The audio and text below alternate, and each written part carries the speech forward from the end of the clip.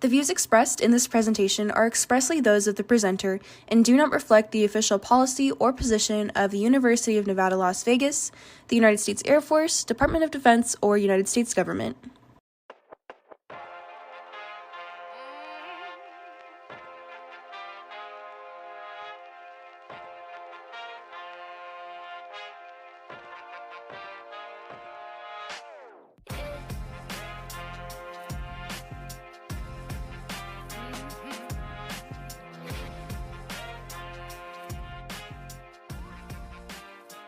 And we're going to keep it 100% faithful for you all. Good morning, good afternoon, and good evening worldwide. You are now listening to the hottest, the Rebel Nation, the Revolution, the Revolt, and the most hype OFC that you ever have seen. That'd be me, Christian the Hype Man Sledge, live from the University of Nevada, Las Vegas, Det 4. And we got a spot all up in your detachment, and thank you very much for that.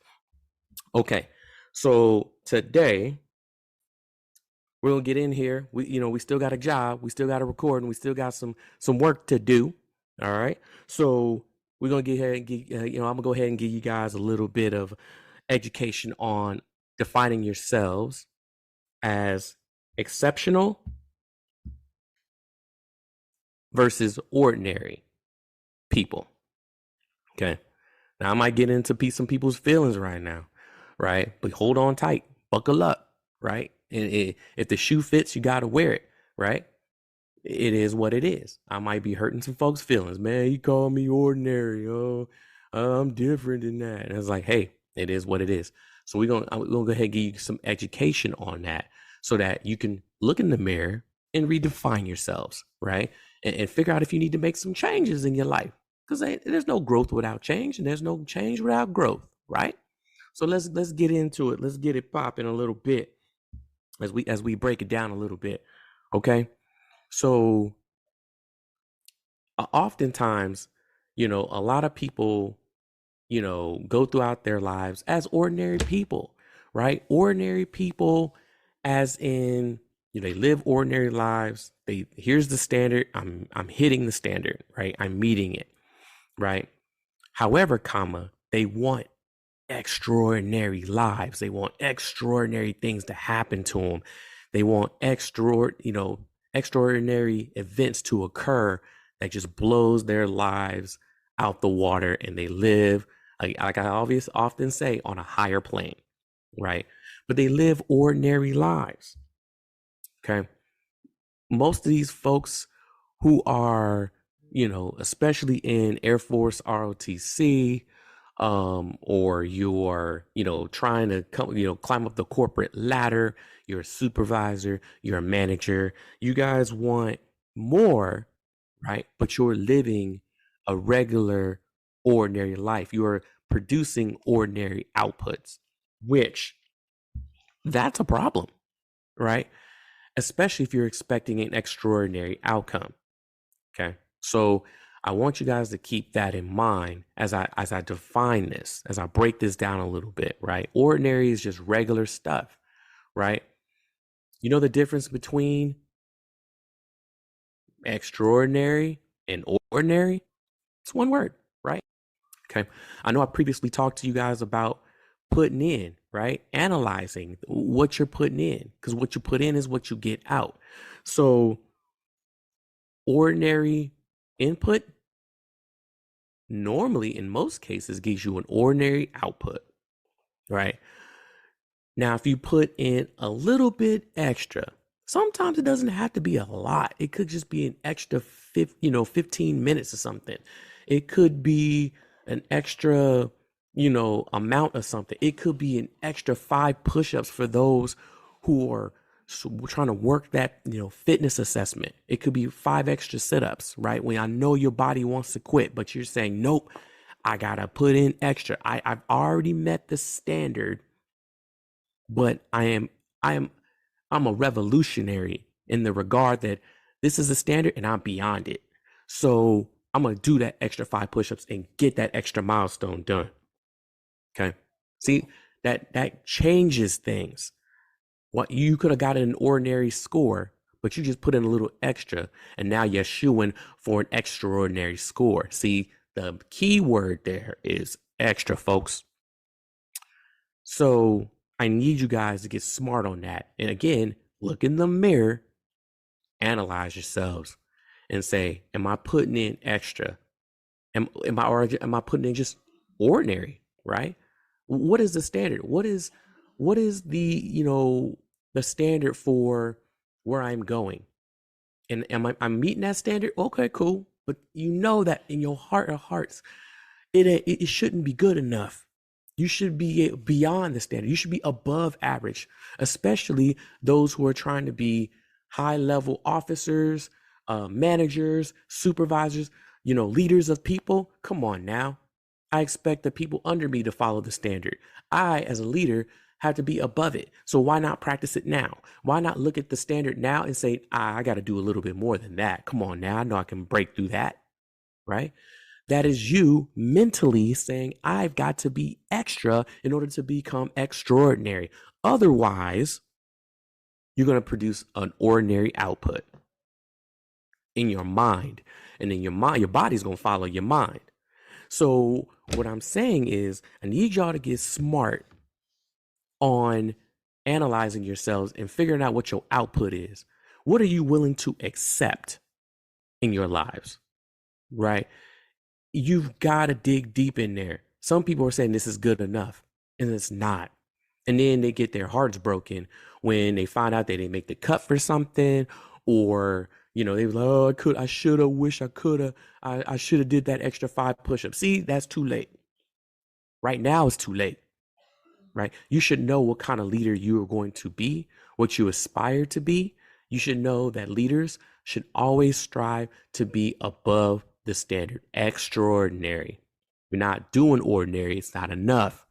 Hence the revolution, hence the revolt. Okay.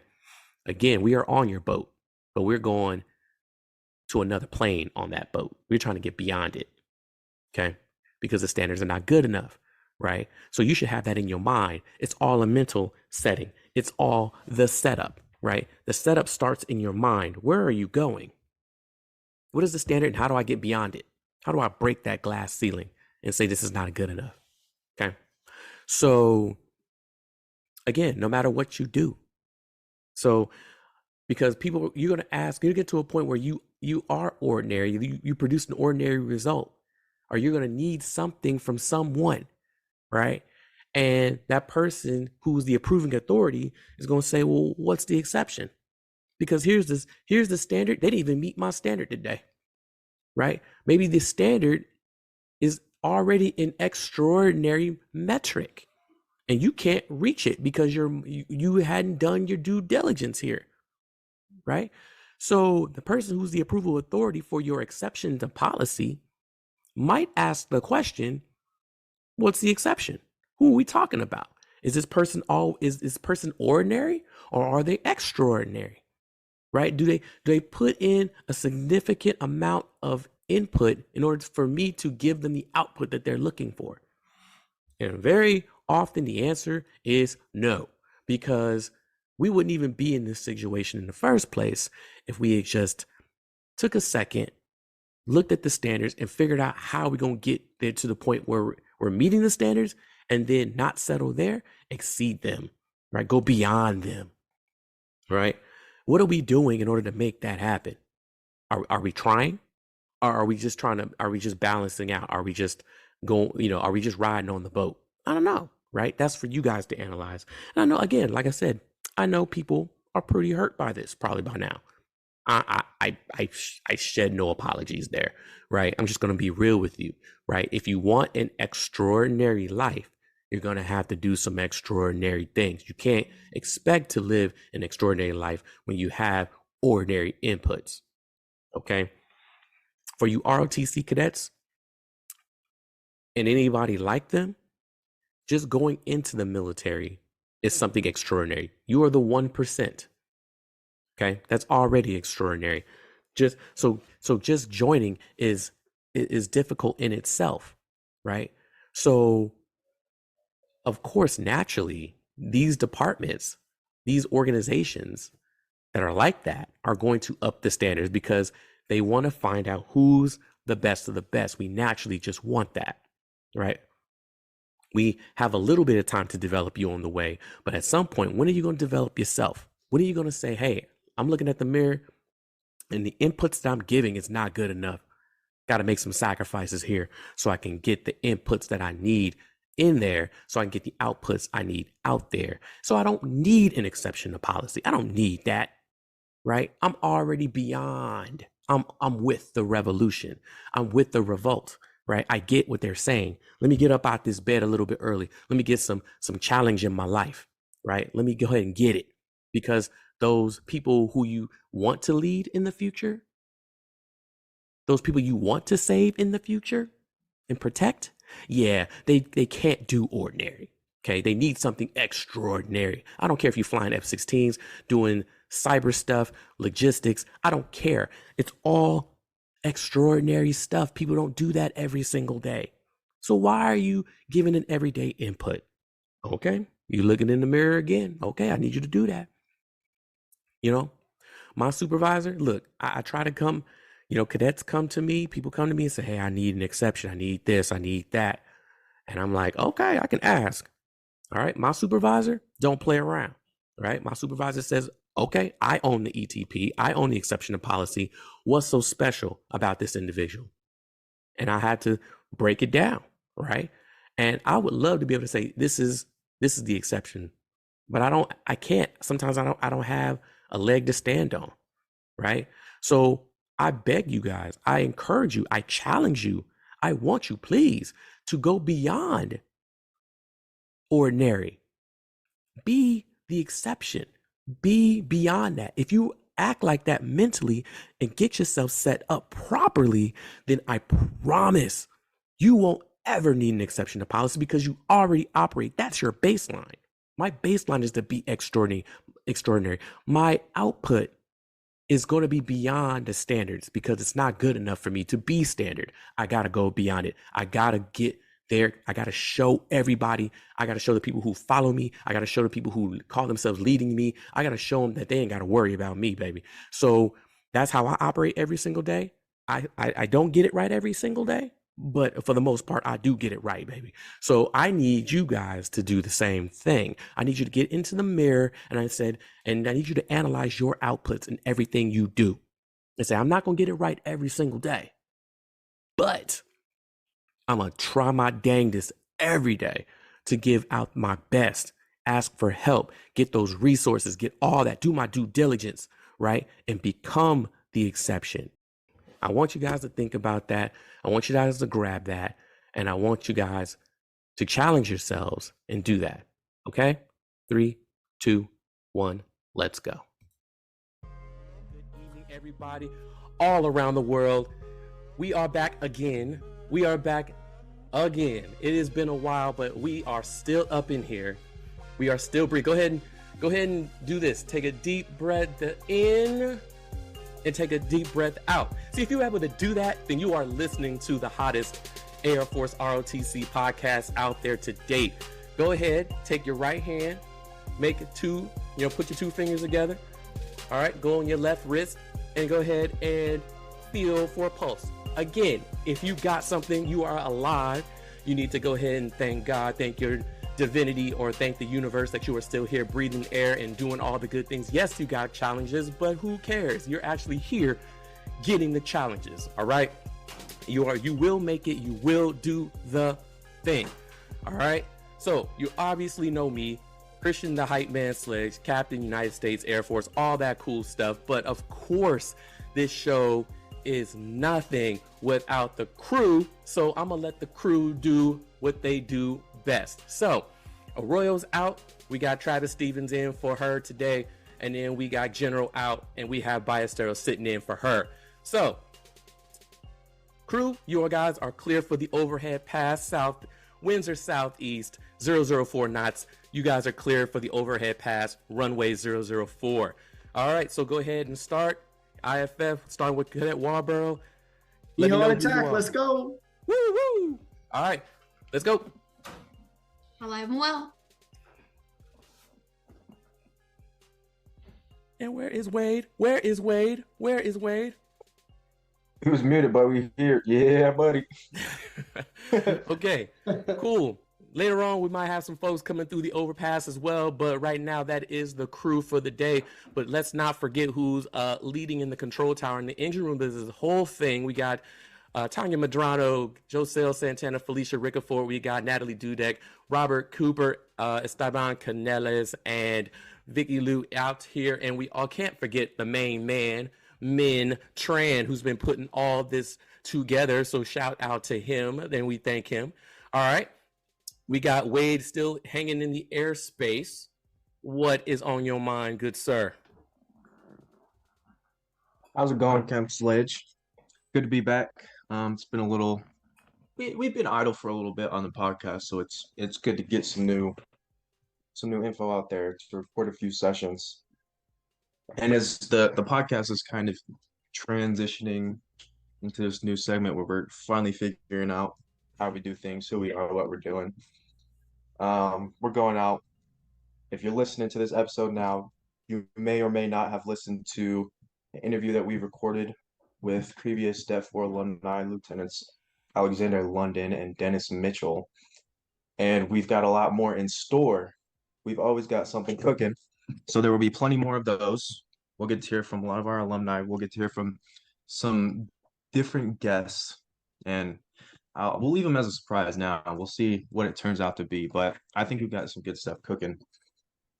But I think, Captain Sledge, as we look at kind of how we're shaping up and talking about our careers, the topic of the podcast today, and as we're looking at other people's careers and alumni careers, I guess what I was thinking about in the back of my head as we were writing scripts and we're planning episodes is, we're talking about eligibility for ROTC. We're talking about career opportunities. We're looking back and talking to previous alumni and seeing how they're doing in their careers and everybody, how this all ties together and shapes in the Air Force ROTC and the military itself. And I was thinking, man, what would there's a million other doors in the world. And I was just thinking about how many of those different ones would I have taken and still been successful on and, really enjoy what I'm doing. That's what I was thinking about because we were talking to Lieutenant Mitchell in that previous recording, and he was talking about how he has a whole bunch of doors and opportunities open, education, schooling, training, for continuing his military career and obviously even things outside of the military. And I was like, man, what did my doors look like, or what did they have looked like throughout my entire, college career?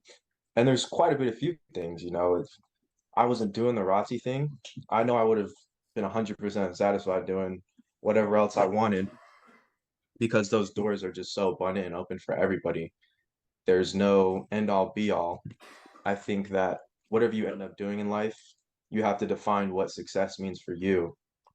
And if you can reach that definition, that state of success, I think whatever door you open, whatever you do in life is going to fulfill you. I don't think that there's a title that you need to hold in order to feel like you are successful. I don't think that that's a thing for us humans. I think it's a state of being and a state of, holding that satisfaction internally. So I was wondering, well, for me, obviously, we've talked about it before. We all have our own AFSCs joining the military. I'll be going in and being a pilot, but I'm thinking, man, I could be an engineer. I could go work and do things with NASA, with civilian contractors, or I could go work with SpaceX, Tesla, do all these big things. There's so many doors and opportunities that are great. And you yourself, I was thinking, man, what could you have done besides, strapping on the boots and going to BMT, 19, 20 years ago? What were your doors looking like as you progressed through your career? Man, I can tell you right now, those were troubled waters when I was y'all's age. Man, a troubled kid, and I just got out of the south side of Chicago and went right into the southeast of San Diego. So I can't say that my experience was the same as y'all's. At least I hadn't realized it yet. So it was a little tough out there where I was at, but I knew deep inside that those hard times, right? Because hard times make, they say they make strong people, right? But that's not always necessarily true. You've got to transition yourself into those moments. You got to have a moment where it's like, I cannot be subject to this. I do not accept this, right? And like you said, you talked about success. Success is internal. It's how you define it. So for me, I was driven. I had the drive. So I said, I do not accept this. So there's got to be something better for me out there. So that's what started me. That's what awakened me. I had exposure to something different in life. Although I was living where I was living, I was getting on that bus on 103rd Street, going from this side of town to this side of town in, freezing weather, trying to get to school. I got exposed to something else. So that's what told me that I could do better. So I wish that on everybody, but it's not realistic, but everybody deserves it.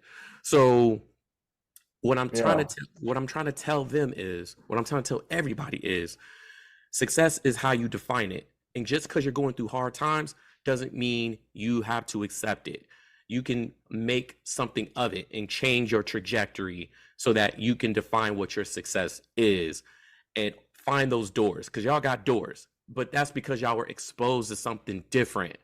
And y'all weren't just exposed to the regular, rigmarole, right? So if you talk to Ballesteros, she mentioned some things to me. It's like, hey, we got exposed to something different. If it wasn't for this, we would be here.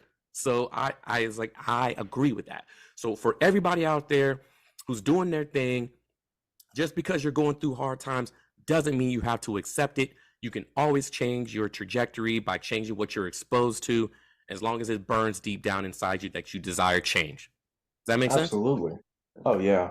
And to tie it up, I mean, if you could put it in one sentence, what would you say your definition of success is? And as you started your career, has it changed throughout time? Yeah. So back in the day, my success to me was money. It was just, yes, it's distinguished to look at me, and I have all this, and I eat caviar and all these things that we see in today's modern whatever. But that's how I saw it back in the day. But to wrap it up, and I told my daughter three, all my kids, the three things that I would define success as. One, you're happy, because you could be at McDonald's and happy and call yourself successful. You can, right? If that's what you want. Two, go on an upward trajectory. Like, as long as you're progressing throughout your life, you are good to go.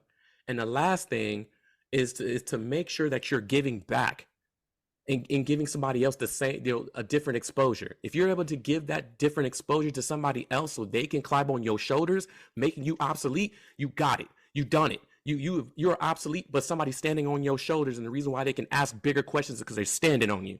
So in a good way. So just make sure, if I could define success that way, that's how I define success. You guys are able to step on my shoulders, and you're able to ask bigger questions, which makes me obsolete. I wouldn't even thought of those questions because I'm not where I am. You guys are where I want to be. So that is, to me, the definition of success. Those three things. Y'all get on my shoulders, y'all look beyond the horizon and start saying, wait, I didn't see it that way. What about this? Bingo. That's beautiful. I think mine would be, it's a simple one, but I think mine would be, the definition of success is to be able to make my mom proud, my current family, and my future family proud throughout all of time. I think that would be it. Yeah.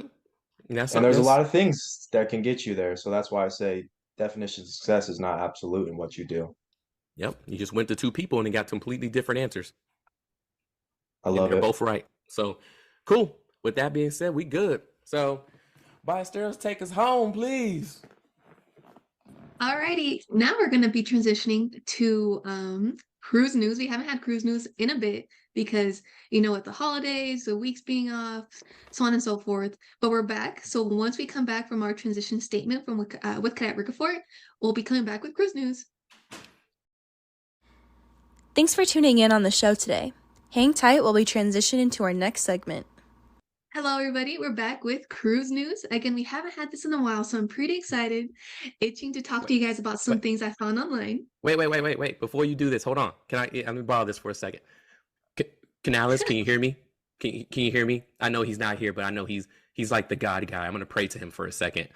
Canales, if you can hear me, Canales is our editor. For those who don't know this, I've been working hard over a hot stove to get Cruise News some music. So if you could please throw that Cruise News music on the cast.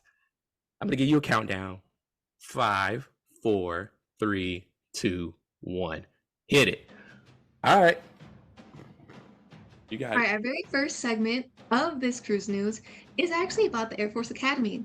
So an Air Force Academy cadet pleaded guilty to using magic mushrooms. So that already in itself was pretty, shocking to me. I mean, I think when you think Air Force Academy, you always think prestige of the prestige, which they are, hence why they're the Air Force Academy.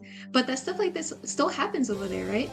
So I'm going to keep the name a little bit on the down low, right? But this cadet faced a special court-martial where he was given a reprimand for violating, of course, military laws and agreed to leave the academy in an unpaid status pending a decision on disenrollment. But I kind of wanted to gauge your guys' opinions on just that first initial statement. Everybody on the virtual land, what are your thoughts? What power did the mushrooms grant? I really can't tell you. I don't know. Okay. Well, look, I'm from the 80s. So any mushroom that I saw popping out of boxes, all right, I saw, look, there was some coolness going on over there, but I can't say the same about this. So I was just asking what the power was. What was the power up? Did you grow in size? Were you able to break bricks? I mean, what are we doing? What was the point? I think you just got to see cool rainbow dragons. Yeah, so I mean, this magic mushroom is almost close to marijuana in a way. It's called psilocybin, and it does cause you to kind of have some hallucinations, not be able to really recognize your true reality, those type of things, right? But not necessarily just like marijuana. So that's all I found out when it came to that mushroom. But when it came to his actual sentencing, of course, it was a special court-martial. But a lot of people were like, oh, his only punishment was really the reprimand that he got from the Air Force Academy, but at the end, he still got a plea deal because not only did he have that, but he also had a wrongful use of cocaine, as well as two specifications of false official statements. And so everybody's like, again, he had a plea deal, but this federal conviction is going to follow him everywhere, which is pretty drastic, right? I mean, it's going to be in your record. So anything else having to do with military, I don't know if he's going to get a second chance. I have no idea. But yeah, that's pretty bad stuff. Yeah, so I'm gonna go ahead and tell you, everybody knows what the Air Force's and DOD's policy is about drug use. It's absolute zero. We do not have the time or the bandwidth to handle anything of that sort. So and the Air Force is pretty strict about that. So let's not get it twisted, okay? We know the deal when we go through these transition processes. We're briefed over and over and over again. Good grief. All right.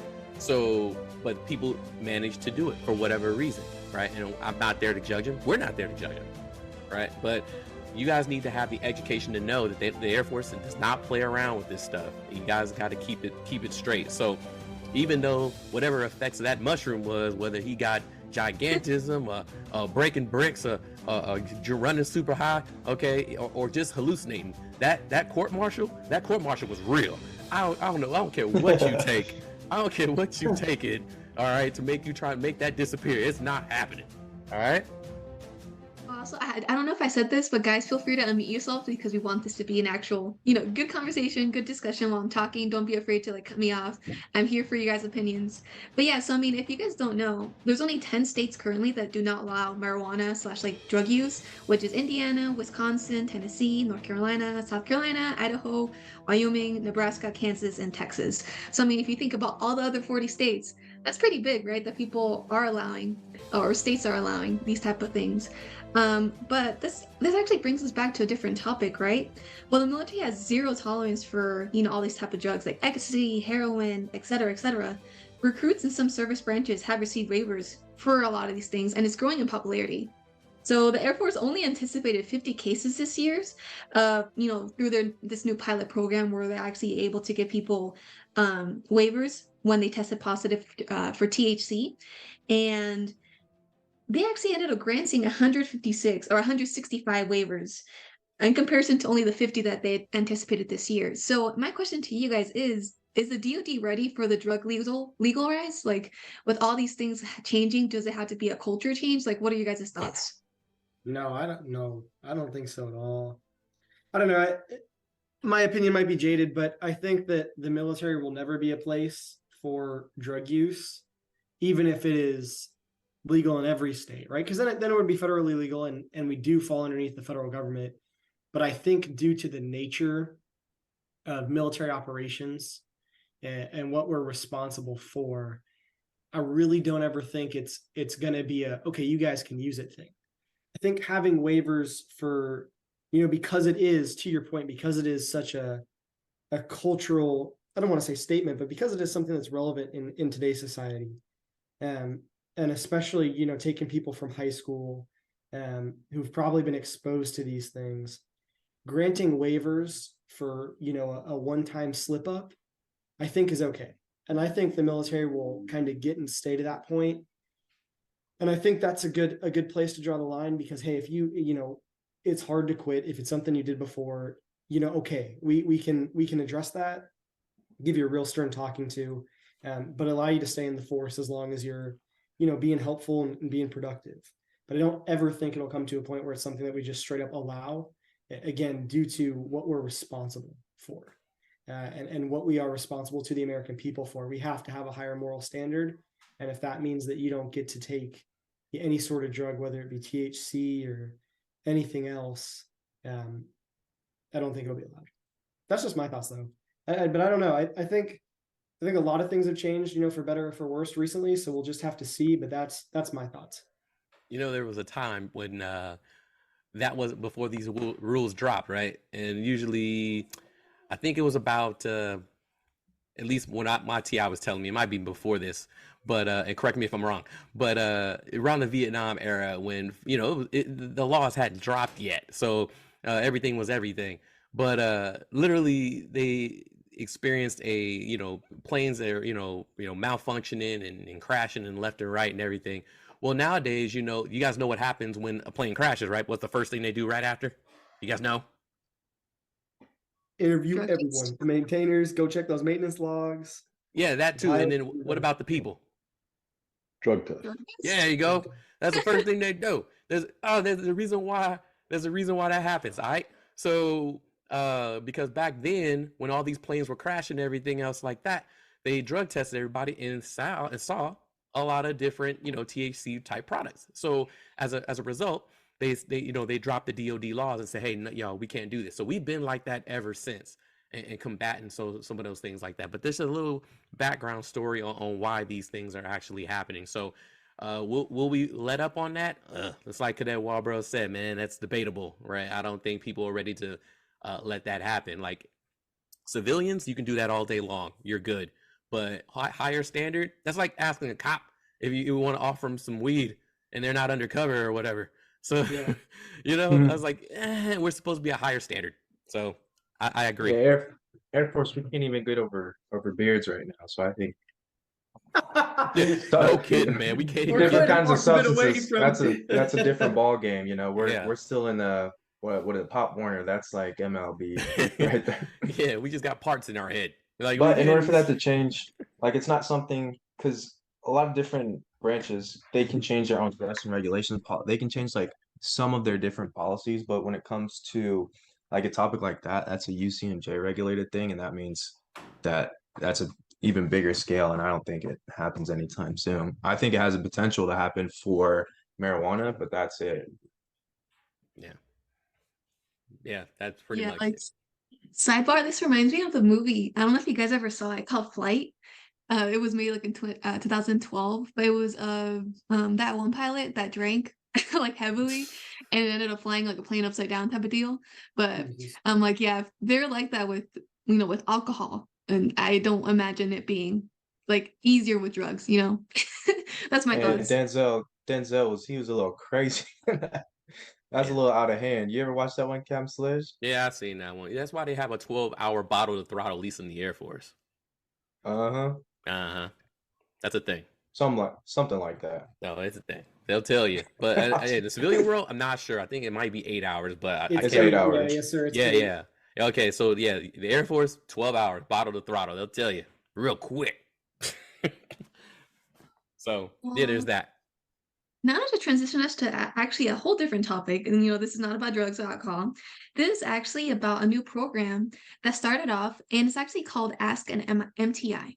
So this program is actually to help, recruitees talk with their MTIs prior to actually shipping out, and in hopes of getting them, their questions answered, having more of the interpersonal relationship. But from what I've heard, it's been a success, right?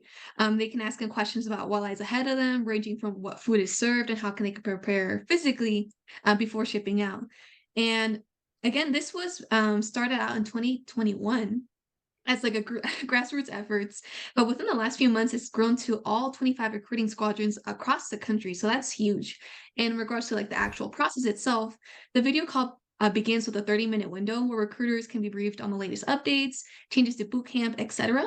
And then the recruits join the call for an hour to ask questions about what basic military training is and what's in store for them. And the calls take place 25 times per quarter, once for each enlisted recruiting squadron. And on average, roughly 5 recruits join for each call. I know it doesn't seem like a lot, right? But again, the feedback that it's gotten, it's honestly really, really positive. So they're hoping that they can continue on this pilot program. But what are you guys' thoughts on that?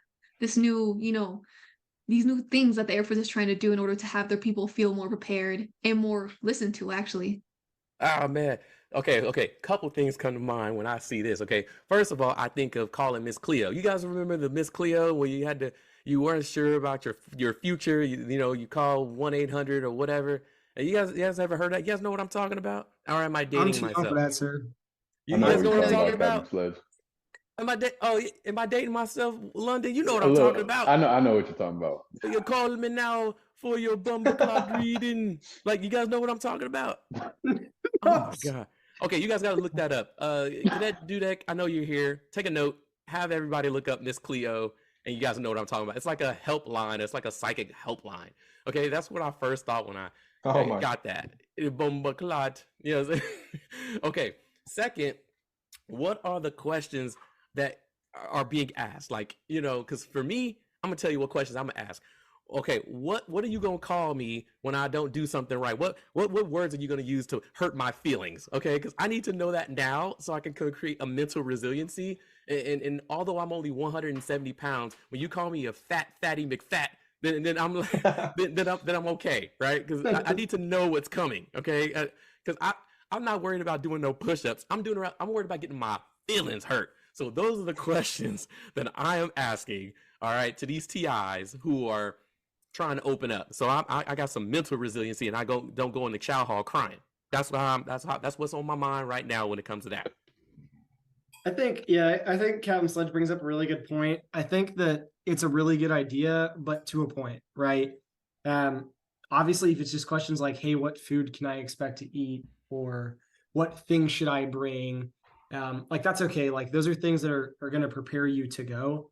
But once we cross over the line of like things that you're actually going to experience, I think it ruins the whole point of boot camp, right? Because it's supposed to be hard and it's supposed to be mentally straining, and that's for a reason, right? It's going to instill the discipline, it's going to build resilience.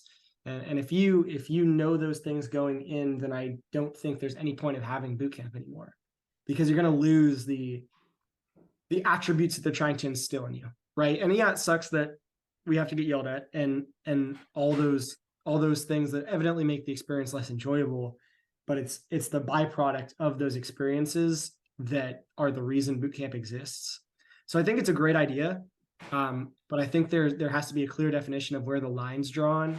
And personally, I think anything relating to execution, anything relating to how it's actually going to go, outside of big picture stuff, like what can I prepare for in my PFA? Like what's PT going to work out? What's PT going to look like so that I can, adjust my workouts accordingly. I think that those questions are okay. But I think there's definitely a line, because if we kind of, if we can tell them everything, then there's no point, because the the whole objective is compromised. You hurt my feelings. So hold on. So excuse me, Mr. Sergeant, sir, person, sir. Okay. So when I'm going into the chow hall and I do column of files and I go the wrong way, what can you expect? What can I expect to hear? And what tone am I expecting to hear it? So that, I'm in a safe so I'm in a safe space in my mind. But honestly, sir, like I don't think you should be like allowed to ask those questions, because again, I think we somewhat lose the point of why they're there. You know what I mean? But sir, I'm from a different generation. I do, what is that? I do Discord on in late nights, and I don't have a lot of human interaction. So just looking at you in that intimidating hat, I just want to make sure I'm in my safe space and make sure I can think Not of allowed. Not allowed. We just got online. We got a person to join online, Alexander Leonard, from our most recent interview. He was probably the last person to go to BMT.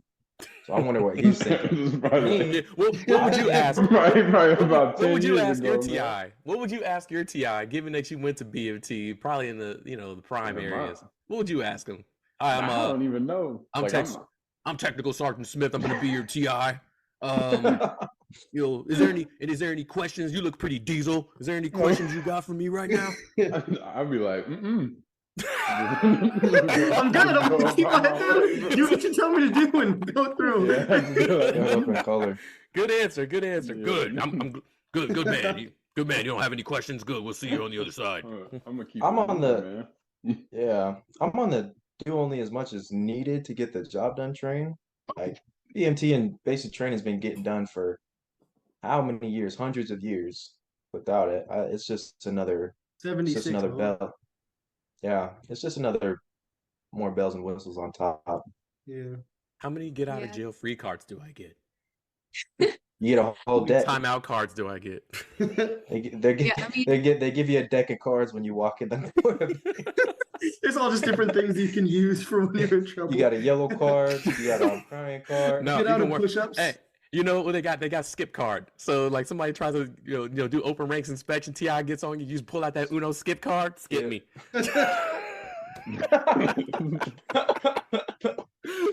Just throwing that out there, because I'll be. Don't give me a deck of Uno cards. I'll reverse it right back. You get inspected again. Okay. Oh, okay. Cool. That's funny. So with that, okay, looks like okay. We got enough. I think we got enough time for one more. Okay, Tria, go. All right, the last one is pretty serious, right? So this is about a 2-star Air Force general which faces an Article 32 hearing on multiple things, right? And just to give you a little bit of background on this man, he is Major General Philip Stewart, right? He commissioned in 1992, graduating from Georgia Institute of Technology. And he served as an instructor and evaluated pilot in multiple aircraft, ranging, like, he holds a lot of ranges between command pilot with almost 3,000 flying hours, which also has over 600 hours of combat time in over 168 combat missions, right? He has overseen so many personnel in the 19th Air Force. Like, again, this guy has done a lot of stuff, right? But now he's facing this hearing of multiple things that he's done. And let me give you the list, because the list is pretty heavy, right? Oh, boy. So for Article 92, he's accused of failing to refrain from pursuing an unprofessional relationship between March 6th and May 9th of this year. And additionally, he also failed to refrain from consuming control of the aircraft after consuming alcohol within 12 hours prior to takeoff. Second, Article 120, he's alleged to have committed sexual intercourse on a person near Altus Air Force Base in Oklahoma around April 13th and April 14th without her consent. Article 133, conduct unbecoming of an officer, where it is claimed that while on official travel, he wrongfully invited an individual to spend the night alone with him in his private hotel room. And Article 134 on having, again, sexual contact with somebody that is not his spouse. So that's everything that he, has on his charge sheet right now. But they're going to be having his Article 31 hearing, and whether he will be tried for court-martial. But what are you guys' thoughts? Like, this is a guy of high caliber, and now he has all these charges underneath him. Like, what does the world think? Okay, first and foremost, before we drop this out, that's the thing. We don't know, right? All this is alleged. This ain't dropped yet. the findings ain't out there. I mean, this is what he's charged with, and it's a laundry list, and that's some scary stuff, right? Regardless if it happened or not, or if it's just allegations. Right now, it's just allegations. You got to let the investigation happen. So we will come from that point of view. We will come from that angle. This country is, the judicial system is innocent until proven guilty. Yep. So that's how we're gonna roll with it. And that's how we're gonna roll with it. But the laundry list, given that if this is a thing, if this truly happened and it's substantiated with evidence, man, it's gonna be rough. It's gonna be a rough one because, well, obviously we know what the Air Force's and the DoD's tolerance is. We know it's zero. We all know it. Same thing with the magic mushrooms. We get, briefed over and over and over again. But and for those who wear the same uniform as anybody with these issues, it's like Colonel Young says, you should be disgusted. You should be upset that they wear the same uniform you wear, because we're held to a higher caliber, and we cannot be caught in condoning this kind of behavior or facilitating it or doing it. So if this is a thing, then there's going to be heck to pay. Like there's a hefty price, and that's just a ripple effect. That ripples across the ranks. That ripples everywhere. So the Air Force is going to have to send a message. DoD is going to have to send a message about it. It's general officers, because if we send the wrong one, then it's not going to work. So, man, thoughts go to everybody who's impacted by this. It's just one of those heavy ones. Everybody suffers. It's not just this person. Everybody in that space has got to go through a process, and it's rough. Mhm. I agree. I just think I relate this back to, like, the Air Force is not perfect, right? Because it's basically like the real world in its own little separate sector, right? And there's going to be good people and bad people. So, like, I would say my advice is just stay cautious, stay vigilant, be a good officer, but even be a better person. Because I feel like there's some people, I mean, this is just Fernanda talking, there's some people that shouldn't be officers, right? Because they're not that good of a person. So whenever we're going, those cadre members, whatever, going through AFROTC, like making sure like you are really seeing these people and who they truly are, because again, they can have a very nice face, right? Of like, I'm going to be a great officer, but how are they truly on the inside? Because you never know, and you don't want these type of things to keep on happening. Yeah, Vice, can I say something real quick? Yeah, for sure.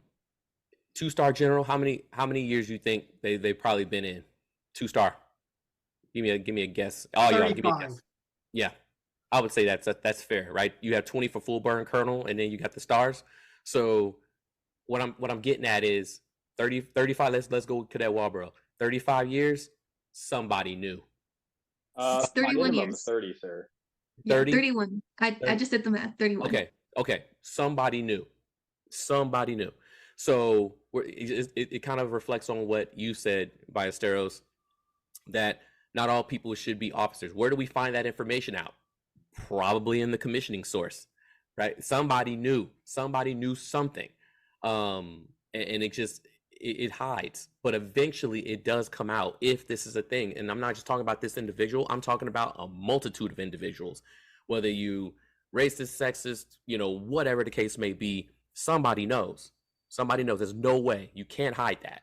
So from everybody. So what I'm saying is it just caught up. Some of these actions are a little suspicious, and it's time to put them up to the fire. That's all it is.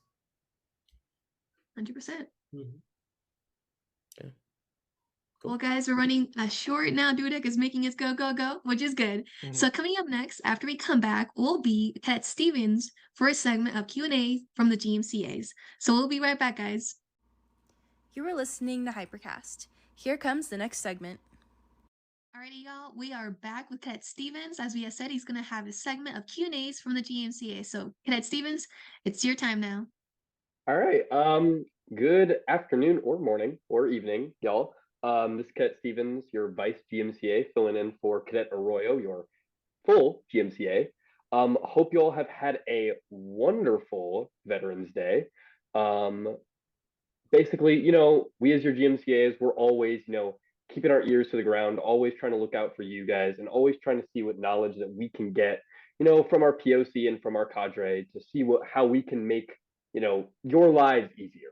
This is as Captain Sledge says, this is your program, and we want to do whatever we can to make your lives easier. So we just got a couple questions that we're going to ask on behalf of you guys to our POC, to our cadre, and see what kind of knowledge that we guys can get for you.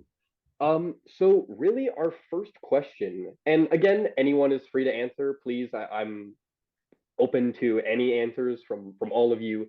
Kind of generally for our cadets who are not really sure where they want to go in the Air Force or how they want to proceed, who could I talk to, or what could I do if I'm not sure what kind of AFSC I want to pursue? What kind of resources are there out there for me? Oh man, that's a really good question. I like that question.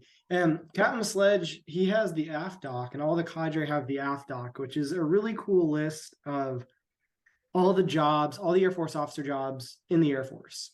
So I mean, especially for people coming in that aren't dead set on something, it's hard to understand outside of the big ones that we're consistently exposed to, right? Like everyone knows that Air Force has pilots, and that's great. And that's cool if you want to be a pilot, but not everyone does. And, sometimes they'll hear about maybe security forces or intel because those are big jobs, or missileers because that's what our cadre is. But they'll forget about things like aerospace physiology or maintenance officers. So first place to go, the AFDOC. Look at it, give it a read, find something that sparks your eye a little bit, right? That you're like, hey, that's kind of cool. And I have the qualifications for that, right? That's another big thing that I'll tell you is because, hey, if you want to go be a developmental engineer, but you're in poli-sci, you can't do that. And sometimes people don't understand that, right? And even certain jobs like PA, they're not locked, but they have a preference. So you can see what you're pursuing right now and how that qualifies. And then with that information, you can go ahead and research a little bit, find out, ask people that have experience with it, ask our cadre. I'm sure they know somebody, or they can find somebody that you can email who's in that job, or call, or even, hey, if they're here at Nellis, go and maybe shadow for it. And especially the real big thing is that when we have people come to our detachment, and ask them the questions, right? If they're closely related to the job that you're interested in, if you really just don't know what you want to do, talk to all the jobs you can, ask all the questions, because evidently they're going to share experiences, good and bad, and make sure you get the bad side too, that are going to help you determine what you want to do. Again, based on, the degree that you're pursuing, the requirements that you have or have not met, and where you want to go with your life, because there's a lot of things to do in the Air Force. And obviously you're going to spend at least 4 years doing what you're about to do. So asking those questions, finding those resources is really important. And also just ask the POC, because I guarantee you a lot of the POC, a lot of the upperclassmen, hey, even your 200s have probably very recently went through the same struggle of trying to figure out what job they want. And so they'll be able to shed some more light on how they did that, what they maybe found, and things of that nature. Absolutely. Thank you so much for that. I know Cadet Bystairs has had her hand up for a while, so let's go to her if you have an answer. Yeah, I would say again, like 10 those dev hours, because I mean, all this whole semester we've had so many people of different AFSCs come, and I think a lot of your questions would be answered then. Cadet Bella did his D-Day as well, where there was different NCOs of different AFSCs that also came to campus. So whenever the detachment is having, these sort of events, truly like take the time to actually go to them, right? Because people are thinking on you guys. What do you guys want to do, right? And giving you guys that exposure that, having that one-on-one FaceTime is really going to bring, rather than, you reading it from Google or YouTubing it, whatever the case is. But I know really, really soon we're going to have an AFSC day, week 14 or 15. Anybody correct me if I'm wrong, but like truly like go to those. I know LLab is going to be mandatory, right? But like, don't come with just like, oh, I'm going to ask like whatever questions come up then. Like, no, have your own list of questions, right? Like really think about these type of things, because these opportunities are pretty priceless. It does impact your career. So my Yeah, answer. and like, Yeah. There's so much like you mentioned, Cadet Bella has been just an absolute just amazing with all the people that he's been bringing out to Devo Hour, all the people that he's bringing out for D-Day. There's a lot of resources and a lot of mentorship that is available to us all. And it's up to us to kind of reach out and grab that and find what we want. Yeah, and the other thing too is like when you go to talk to these people, like you don't have to have specific questions about their job. Like it is totally okay for you guys to walk up to someone in a career field that you have no idea what they do and just ask, hey, what do you do? Like, what does your day look like? Do you enjoy your job? The goods, the bads? Like, you can start from ground zero, and I'm sure they'd love to explain it. So don't feel like you have to have an educated or advanced question to ask them. Like, you can simply go up and just say, hey, what do you do? Do you enjoy it? Like, give me your pros and cons, because I promise you they will. And that's going to help you form an educated guess from the source about whether that career is right for you. All right, perfect. Moving on to our next question. Now all of the POC here, 300s, 400s, you guys all either, have a desired AFSC or you guys already have selected AFSCs. So our next question is, how does the AFSC that you have gotten selected for, or how does the AFSC you want relate to, or doesn't relate to your major? The major that you have, in college. How important is that to the job that you want, that you're pursuing in the Air Force? We got a recent LT up in here. Let's ask that guy. LT London, what you got? Yeah, so I think I kind of hit on this during the interview as well. I would say, so as far as like for my background was in international business, and right now I'm currently working on my MBA as well. And then I was selected for helicopter training. So directly, I mean, it might not seem like it directly relates, right? Because you're dealing with financials and things like that on one end, and then you have, aviation on the other end. But one big thing that does relate is when dealing with businesses, it's a people business, right? You're dealing with people all day, every day. And that relates to absolutely almost every single job that you'll come across. So, I mean, I'll, in the future, if I find myself as a commander, or even right now, even though I've only been in for a short while on the active duty side as a LT, I mean, right now I still have NCOs under me, airmen under me, and things like that I need to make sure I'm doing my best to take care of them. So a lot of the things that I learned in my business classes and just managing people and how to manage them effectively and just be a good person around them and really mentor them, it all relates directly to this career. Yeah. Absolutely. Thank you. I think another thing to consider too, right, is that like if you're doing a specialty job, like a test pilot, right, you obviously need the STEM degree. However, if you're doing, if you're doing something like Intel, they have preferences for what you have for your degree. And obviously those preferences will help you, right? They're preferences for a reason. They don't landlock you. I will say the one thing that I think, besides directly allowing you to get or not get a job, or obviously in the future, get into or not get into a special program, the one thing that really matters and that your major will help you define is your ability to manage tasks and work hard consistently. I think obviously different degrees have varying levels of difficulty. And what you'll learn from that experience, be it difficult or easy, you're going to subconsciously create ways to manage high workloads, or not manage high workloads. So something that definitely is going to come as not a direct byproduct of your degree, but that will come from the degree that you choose, is your ability to manage tasks, do work hard, and have a really good work ethic. And also, if you think about some of the, the job that you want to go into, some of the technical training might indirectly relate to your degree. Like, for example, when I go to pilot training, the things that I've learned and the few classes that I've had, there's going to be some nuggets in there that I'm assuming will help me. And same thing if you had another job, right? Like if you're doing PA, if you have a degree in public affairs or public relations, that training for you, that tech school, is going to be a lot easier than someone who had it in, a completely different major, because the concepts are similar.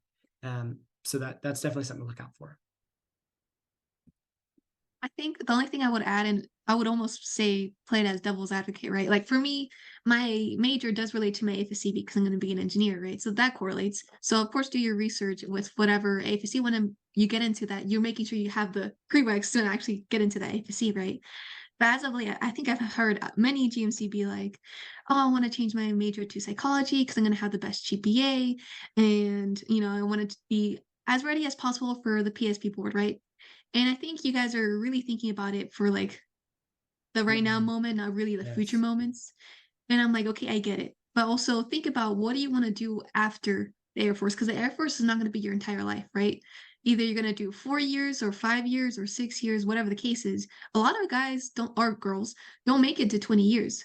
So you're going to have to be also civilian ready. So, for example, if you're going to have a psychology degree, most people in that degree have to get a master's in order to be actually, wanted in the civilian sector, right? So don't just think about the now, think about the future and post military life, right? Because again, you can have something easy now that will help you, yes, but will not help you by the time that you get out. And for instance, that's why there's so many like veterans that do end up homeless, officers included, because they don't think about the life after the military. So my little nugget is just think about everything and get yourself civilian ready so that when you transition, it can be as easy as possible as well. Yeah, and again, like what happens if you fail your flight physical? What happens if, God forbid something bad happens to you and you get a bad injury in the first year of service? Like these are real things that we oftentimes don't want to consider because they're really dark things to consider and they suck to look at. But as Ballesteros said, it's super important to keep in mind because one day the military thing will end, whether it's exactly on schedule like you wanted it to, or it's a little early, or really early. There, you have to be ready, and you're already spending the time in college. Don't make yourself go back again, right? Get a degree that you care about, that you can reasonably pursue a job in and enjoy a job in outside of the military. Something that leaves you a strong backup, because things do happen. And I think Ballesteros really hit the nail on the head there. It's really important to consider. Yeah, those are some great points. All right, moving on to our very last question. This is really focused towards our IMT cadets. We were all 100s at some point. Yes, we were. Yeah, some of us it wasn't that long ago, teehee. But kind of what advice would you give to, 100 cadets? Maybe looking back at, when you were an IMT cadet, IMT cadet Walboro, IMT cadet Ballesteros. What advice would you give to yourself back then in your first semester of not just college, but of ROTC? Yeah. Who wants to go first? Well, I think I'll talk mine more in this main topic that we have today. I had a really interesting first semester just because I had an engineering class conflict, so I didn't even go to LLab. So I actually had to show up more during PT and for like flight stuff, but I'll just bring my perspective in for the next topic that we have. Okay. Man, if I could go, okay, I think the biggest thing, that I would tell my 100 self, like what's the biggest thing to look out for as a 100 to prepare yourself for the future? Is that the question, Stevens? I just want to make sure I'm answering the right question. Yes, the general question, just any advice you would give to, your 100 self, how would you Yeah. find the balance of ROTC and just general life? Yeah, that's a great question. Work really, really hard. Work really, really hard. And have fun while you're doing it, right? ROTC demands a lot, especially if you're trying to go for a, AFC that they don't just hand out like candy. And plus for you yourself, whoever you are, trying to become an officer, and I really can't state this enough, what you put in now and the quality of work you do now and how much you care and the energy you put in now to learn things is huge. Because when you get in the Air Force, you're in the Air Force and you're absolutely going to learn and you will absolutely grow. But if you're working for it now and you're respecting that future now, you're going to be that much more prepared for that step. And you're going to be ready and excited for it instead of, oh my God, this is so much to learn and manage and figure out because you didn't give yourself the diligence to do it now. So work really hard, but have fun while you're doing it, right? Every day, you're putting in your best, you're doing your best, you're working your butt off because you want to be a great officer and you want to be a great officer for the people around you, for the people that you're going to serve, and for the wingmen that you have in your flight, right? You want to be someone they can rely on. You want to be a helpful individual. Have fun doing it, right? You guys, the GMCers are great. They seem stressful. They are stressful, They obviously have their pros and cons compared to the POC ones, but you guys, it's a really fun time. And you have your flight and you have your team and you show up to LAB and you show up to PT and you do some practices. Enjoy that stuff. It's fun. Look at it that way and you will enjoy going to it so much more. Because I promise you, there's not a day that goes by that me and my POC friends don't laugh about what we did 100 year or 200 year because we had fun doing it. So make it enjoyable. And that's going to make you that much more dedicated to it. And also really, really, really work on time management and being able to prioritize your academics or your physical fitness. And I know we say it all the time, but right now you guys have the most available free time. And every year that time's going to get cut away, whether it be more responsibilities, harder classes, it's going to slowly drop. And so you need to be able right now to understand what your workflow looks like and be able to adjust that and cut things out, right? Maybe right now you're doing everything you need to do, and that's great. And you're able to have that 3 hours a week to play your favorite video game. Okay, next semester it's going to be 2. After that, it's probably going to be none, so on and so forth. So you're going to have things that you're going to have to cut from. And being able to accept that now and come up with a really good schedule and plan for yourself now is going to make you that much more effective and prepared, most importantly, for what's to come. Because don't forget, like the whole way through, you have to have a good GPA. You have to have a good PFA. And Colonel's expectations, right? It's an 85 for GMC. It goes up to a 90 for POC. Like things get harder. So, do realize now that you're in a position where things are the easiest. And I mean that in a very respectful way. You guys are evidently going to are working hard and doing great things, but it's only going to get more challenging. And so you need to have a really solid base block. And then because next semester you're going to add another block on, and that block has to be really solid. Another one and another one, all the way up until you retire, right? It doesn't stop now. So that's probably the biggest tips that I would give. Yep, those are some great points. Just one last thing, and then we'll kind of move on to our next topic. During our interview earlier, I think it was Lieutenant Mitchell or Lieutenant London. I think it was Lieutenant Mitchell that said this. The things that you do, and as you progress, not just through ROTC, but even into the Air Force, it doesn't get easier.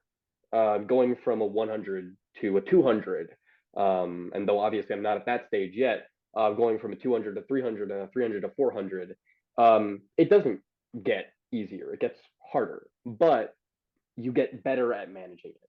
It becomes easier to manage. So to any 100 who's struggling with finding that balance, to figuring out managing this program and your life and all the responsibilities that come with that, it's important to remember that we've all been there. It's hard, and we do understand how that it's not an easy transition the entire time.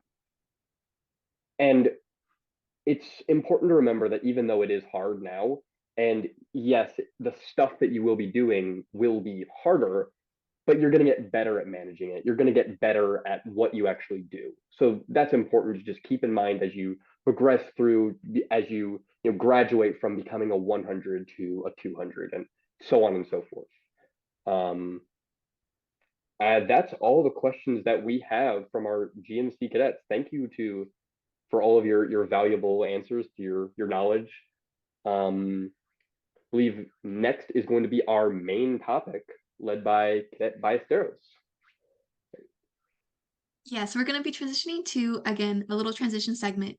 But coming back, we will be talking about our main topic about AFRTC entry eligibility and retainability requirements. So I know this is going to give a big statement for our GMC cadets. So we're going to end it here and come back later. Peace. You're listening to Hypercast. We're here to educate, motivate, inspire, and entertain. Here comes our next segment for today. Alrighty, guys, we are back to our main topic. So this is going to be again on AFRTC entry eligibility and retainability requirements. So Cadet Wildball, you will be the one leading this topic.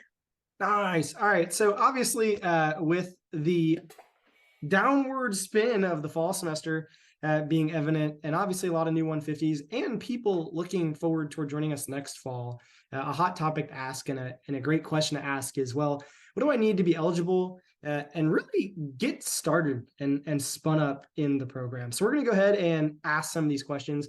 Right off the bat, I do want to say that this is totally an interactive thing. So if you guys have comments, if you guys want to input points, because a lot of this is going to be talking points of personal experience, please feel free to chime in. And if you guys have some funny stories, I'd love to hear them. But without further ado, the first thing that I want to talk about is eligibility. So what do you actually need to be eligible to join the ROTC program? So honestly, it doesn't take much to get in the program, right? You really don't need to do much besides fill out the Wings thing on the Wings website, fill out that application, and then you'll come to the original, whatever you want to call it, indoc. You'll do your paperwork, you'll do your processing, and a lot of the things that will prevent you from continuing in the program will be sorted out there. But there's really not much. Captain Sledge, correct me if I'm wrong here, but I believe big things being, any major crimes, drug usage, or not being from a United States citizen. But with the exception of those things, there's really not much starting you from entering the program. Am I correct, team? Yeah, being convicted of robbing a bank, that'll stop you real quick. So obviously we're looking for people of character. Okay. Yep.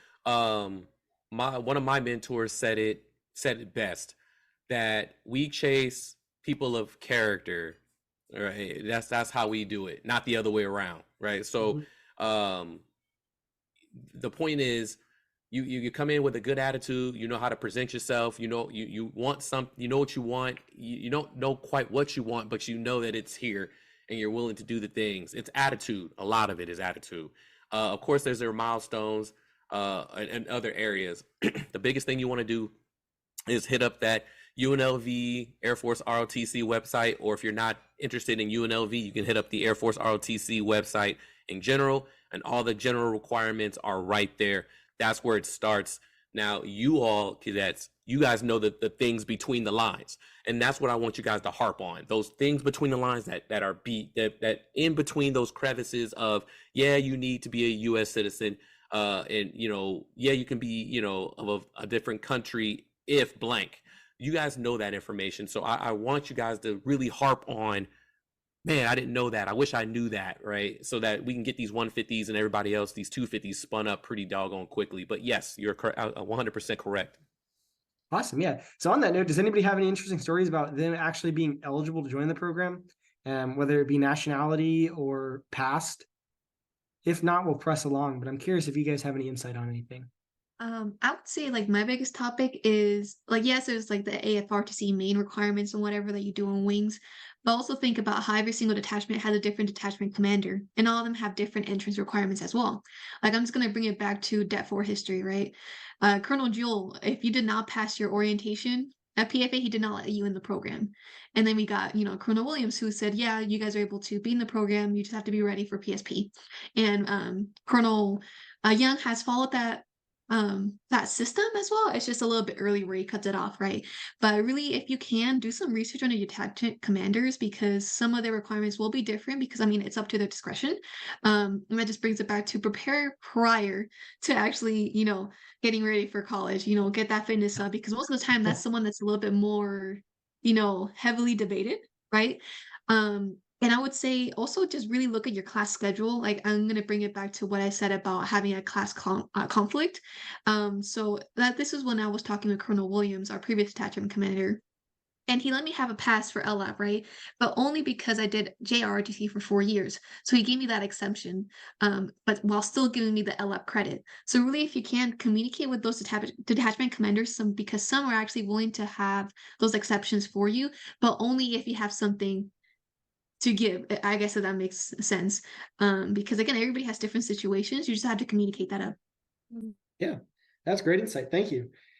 Yeah, and so on that note, what's up, Wade?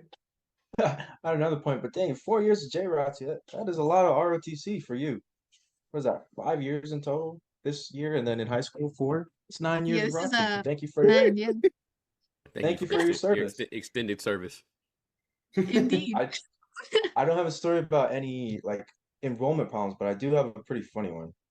Just me being me. So when I Go joined the for it. program as a freshman, signing up, doing all the things online, orientation, and like my parents were pushing me to get signed up early and get ahead of the game. So we were doing all that and we were ready to rock and roll. So we go on the UNLV page and talk to the cadre and I'm like, oh yeah, orientation. And I was still in the middle of high school. This was like probably December time, getting ready for spring semester. And they're like, sweet, let's go to orientation. So I go to orientation and then we go and we sit through all those briefs and all of that stuff. And then in the middle of the orientation, I went with my dad. And I wasn't going to enroll until the fall semester of college. And we were going to the spring semester orientation. And my dad stands up and asks, is this the orientation you need to be at if you are enrolling in the fall semester? And one of our previous cadres, Captain Carpenter, she was like, oh no. So we were at the wrong orientation because we just didn't get the right information, didn't read the stuff. We weren't fully prepared. And like my dad was so upset. He's like, why didn't we look at this? Why didn't we ask? And he's in the middle of their orientation brief. He's like, let's go, get up. And he was just like infuriated, pissed. So we got up and left in the middle of the orientation. And then I come back to the correct orientation next semester. And everybody is like, oh, it's this guy again. They went to the wrong orientation. And I just look like an absolute bozo. It's pretty funny. Man, yeah, and I think that leads into my next point pretty well. Things are going to happen. And guys, I promise there's going to be one or two things or even more when you guys are first going to orientation, trying to get eligible, attending the first few events that you don't know, and you don't know. And it's going to be a really awkward question because it feels so simple, but it's okay to ask. And you are 100% going to have that awkward moment. So don't feel like the world is crashing down. Your whole eval is going to go down the drain because you asked what color shirt you need to wear. Like, it's okay. You're brand new and we're absolutely here to help. So don't be afraid or embarrassed by those simple questions or those easy questions.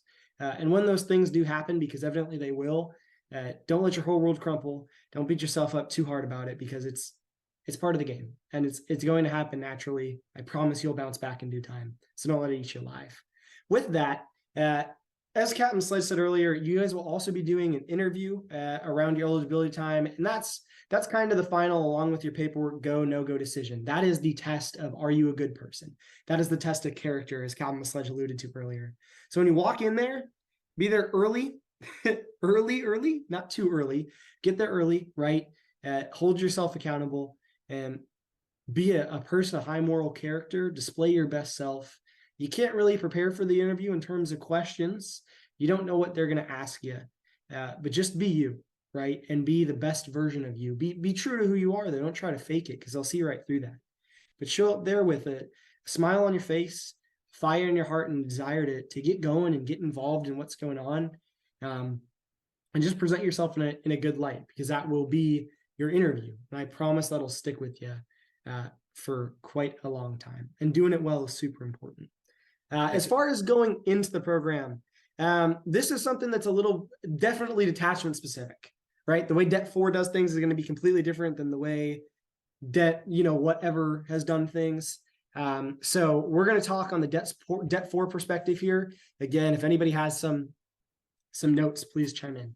Oh, yeah, I'm gonna come in. I'm gonna come right up in here right yes, now. Sir, go ahead. Okay, I'm doing this on behalf of Sergeant Martin and Captain Sutton, okay, the recruiting officers and the personnelists, okay? You mentioned, yes, character, but before you even examine your character, you have a whole cadet wing, what we call the watchdogs, who are there to process your paperwork, okay? This whole process, as you all know, is a 4 to 5 year interview. Okay, the first step is walking in there on time when you signed up for it, okay, with the proper attire and the proper paperwork. We do not have time. The cadet wing does not have time, okay, to walk you through some of these processes. You have, like you mentioned before, Cadet Walmart, you have to ask the questions. If you need to ask clarifying questions, ask them, because we will tell you to bring your original Social Security card or a certified copy of that social security card. That doesn't mean go to a certified copier, a Xerox machine, and actually copy it and then bring it in as your certified copy. Okay. So that's what I'm trying to say. Just make sure you guys come in, pay attention to the detail before you walk in the building, or you will be turned away. That will be one shot, one bullet already expended because you didn't come in properly prepared. We don't have time to do these things. It is an interview. So I definitely want, we're gonna deep dive into it later, but I have to impress upon that, because Sergeant Martin and Captain Sutton and the cadre won't even see you. We won't even have this interview if you cannot do those things that we will absolutely 100% lay out step by step. Make sure you pay attention to the detail, because this is what we're doing. Okay. So it's the things, the paperwork, the appearance, the timeliness, then the interview. All right. And then we're going to talk about it a little bit more. We got a little bit more time. So with that, I'll pass it back to Cadet Bysters. I think she has something to say on it. Yeah, just back to, since I was there for a lot of the in-processings this past summer. But one of the things I also saw was sometimes the cadets were there with their parents, and it wasn't necessarily because they were underage and they weren't able to do some of the paperwork, but they were having a lot of their parents do a lot of the talking instead of the actual cadet. And that also kind of says a lot about you. I know some of us may be nervous or it's just a bit anxious, and I get it. It's a big, a big first step in your ROTC career, but it says a lot to us if you're the one actually leading the conversation rather than your parents, right? Like, you are the one trying to be an adult, trying to be an officer in the United States Air Force. Get yourself out of that comfort zone, right? It's going to demonstrate a lot more of you rather than us having to communicate with your parents for you. 100%. All right, so we're going to go ahead and jump right into sort of firsts, right? The first week. Some firsts, what you can kind of expect, and some tips and tricks. So the first is getting into the program. If you have friends, ask them questions. If you don't, when you go to orientation, you'll get slack. Find friends there, right? Find people that you can ask questions to. Ask those questions. Don't be afraid to make connections so that you can get that information ahead of the game, because that's super important for setting up for success. So let's talk about first PT session. First PT session, right? They're going to be really early in the morning. I know a lot of us, especially first semester, we're not ready to wake up that early. We probably didn't, because summer just happened. Like, who's waking up at 6 a.m. in the summer? If you are, you're awesome. Great for you. But I know that wasn't a lot of us. That wasn't me. So you're going to wake up early. You're going to go to your first PT, and odds are you're going to be super excited. It might be hard to sleep the night before, maybe due to nerves, maybe due to excitement. One way or another, typically that's a PFA. Because our detachment commander doesn't kick you out if you don't pass the first PFA, that's okay. Come there, do your best. Absolutely prepare for it beforehand, and absolutely try to pass. But at the end of the day, it's not make or breaking you in the program. It's your first PFA. It's an evaluation of where you're starting at, so that a few weeks down the road when we take it again, we have somewhere to compare you with and assess your progress with. But please, please, please do practice for that. The 1.5 mile run, the minutes of sit-ups, the minute of push-ups. Get ready for that. Come prepared. Try not to psych yourself out too hard. First LLab, and more importantly, first pre-LLab. So it'll depend on the semester whether or not we have a Devo hour or something before LLab. Typically during the first one, we don't, in order to mitigate confusion, but that is absolutely something to look out for. And again, if you have the time and the bandwidth to attend those optional events, whether it be pre-LLabs, post-LLabs, or practices that are pertinent to you, go. Make yourself better. Make yourself the best you can for your team and for your people. And with that, bring your folks with you. Be that motivating light to take them along with you, so that you all can get better, because it's really important. And I know these things seem simple and irrelevant, but they're more important than you could really think. And it's not going to be until it's too late that you realize that. First LLab is always going to be fun. You're going to meet your flight. You're going to meet your flight commanders. You're going to meet the training staff. There's going to be, a mild amount of intensity. It's going to be something completely new to you, most likely. Whether you did JROTC or not, it's going to be a new environment. And with that is going to come fun. And approaching it with the right mindset of, I'm here to learn, to grow, to have a little bit of fun, is going to help you. Whereas if you compare it with the mindset of, man, I'm nervous, I'm scared, I don't know who I'm going to meet, it's totally fine to be nervous. Don't let that consume you. Try to have fun. That first LLab is going to be a really good time. First AES, That's also going to be a lot of fun. That's going to be where you're meeting with your cadre instructor, and also probably one of your first college classes. So again, enjoy the experience, enjoy the time. With that being said, we have run out of time, so I'm going to leave it for any last minute tips, tricks, or pointers from our crew before we go ahead and cap it off. Yeah, everybody deserves chances. I want to leave it with that. But if Colonel Young is stern, but he's fair, and he's my supervisor. I still have a job, right? There's some parts where I messed up out there and been burned as a cadre member and everything else like that. But he knows what my intent is. If he knows what your intent is, hey, I'm here, I'm showing up, I'm on time, I'm ready to go with the right equipment. I might stumble around here, but I'm learning and I'm trying to go into an upwards trajectory and be that next generation of leader. If he sees that, then he will always give you a chance. He will always, see if he can give you an exception to policy. And that's what people need today. Chances. But you gotta show up and you gotta show out. If you're just there on the boat while everybody else is paddling, then you're gonna get kicked off the boat. That's the fastest way to get off the boat. Where we're gonna recognize it. We're all gonna recognize it. So don't come up here with the intent for us to just carry you through. That's not how it works. Okay, come up there, show some effort, because like Cadet Ballesteros had mentioned, there was a different time where if you weren't paddling already, then you couldn't be a part of this program. And if that was the case for her, she would tell you, we would not know POC Cadet Ballesteros. We would not know her. We would not get a chance to be embraced by a lot of these people who are with us today because of the old rules. So the new commanders came in and said, we need chances. We got to give them a chance to grow. But your failure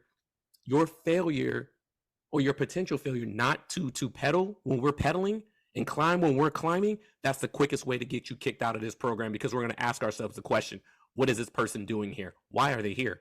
Right? Why are we climbing and we're pulling them up? We're always pulling them up, always pulling them up. Not every now and then. That's okay.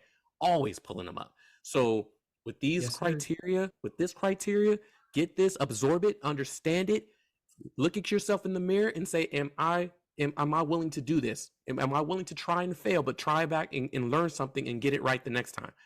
That's what we're looking for. We're looking for that grit. We're already told you that. So don't come up in here expecting us to pull you all the time. We're giving you the information. You've got to go get the rest. Okay. Yes. Mm-hmm.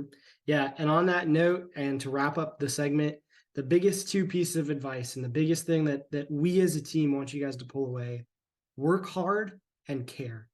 The give a crap factor needs to be high.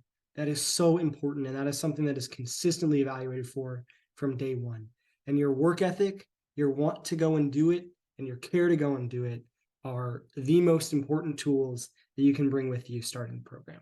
With that being said, we're going to go ahead and transition on over to a Thanksgiving theme Would You Rather, led by myself. So we'll see you over there. Peace.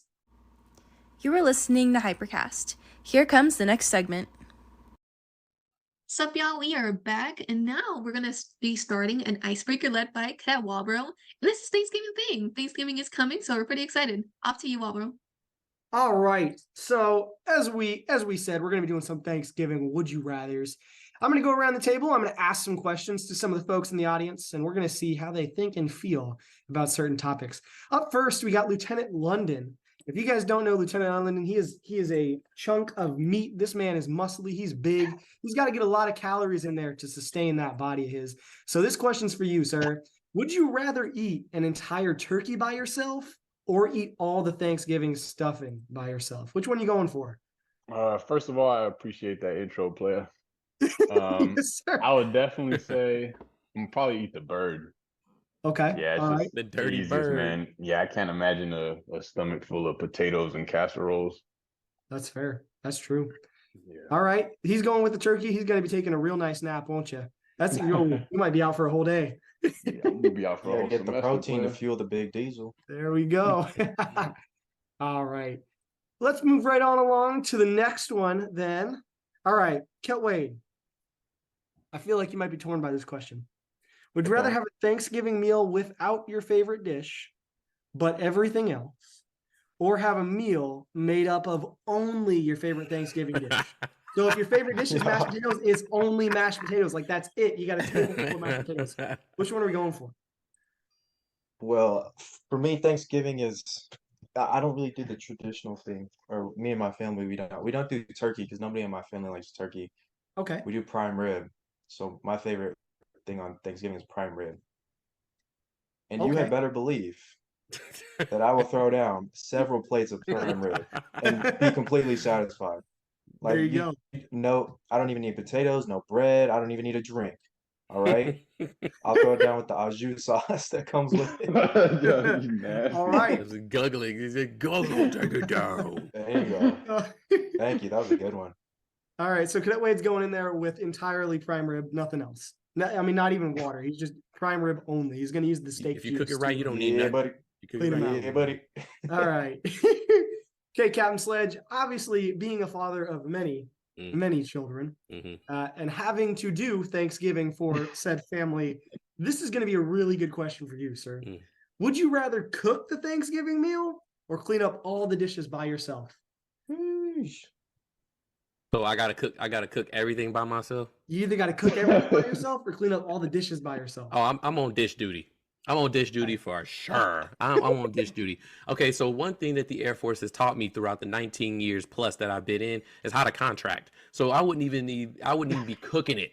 I wouldn't even be cooking it. I know the places that can do the thing, so I can, that's exactly what I'm doing this year because I don't have the time or the bandwidth. I'm too busy chasing kids. So if I got to do the dishes, that's perfectly fine for me. I'm cool with it. All right. That's, you know what? That's honestly, that's good perspective. I think I'd cook it because it'd be more enjoyable than just doing dishes. I used to be a dishwasher in high school for my job. So washing dishes makes me physically angry. So I don't know if that's a good idea. Yeah, that makes sense. Yeah, if that's what your job is. No. All right. Let's see. Cadet Stevens, Vice GMCA, would you rather be in the Thanksgiving Day parade or be one of the hosts commenting on the parade? What 15 seconds of fame are you picking? That's a great question. I'd definitely be one of the hosts. Okay. So show off my radio voice, All right. Yeah, no, if I was in the parade, then I'd be like one of the guys dancing on the floats or something, or like in a costume, and like